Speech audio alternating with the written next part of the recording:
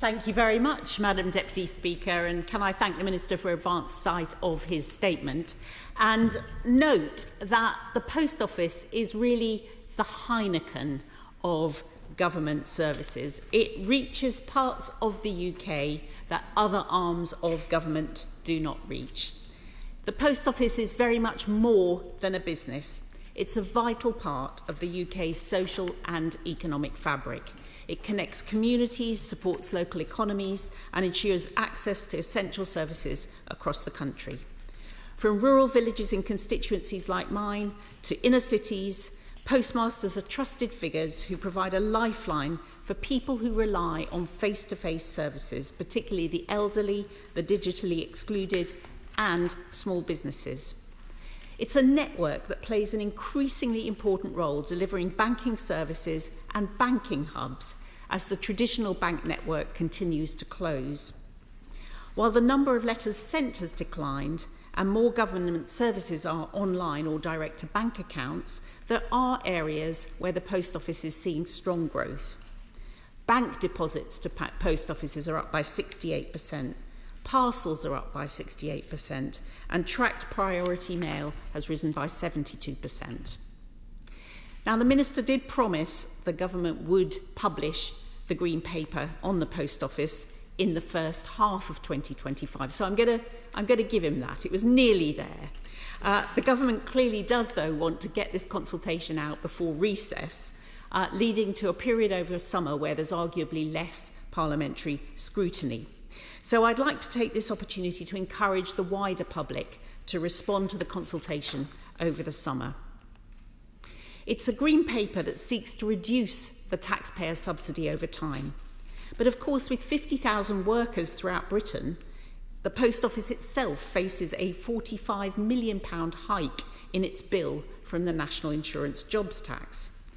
The post offices that are eligible for retail, hospitality and leisure business rates relief have seen a 140% increase in their business rates.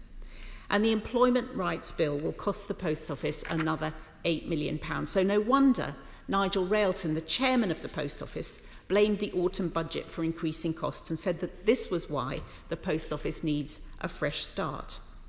Now, the Minister told this House on the 8th of April, quote, access criteria have already been published that commit the government to provide 11,500 post offices. And the Minister has said in the Green Paper that his preference is to maintain the size of this network. So can the Minister commit today to there being 11,500 post office outlets at the end of this Parliament? Did the government consider in this Green Paper reducing the branch requirement? And if so, why did it change its mind?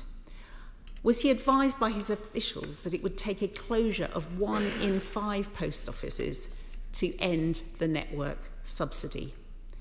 If that's not what he was told, then what was he told? Where is the cut-off point where there would need to be no further subsidy?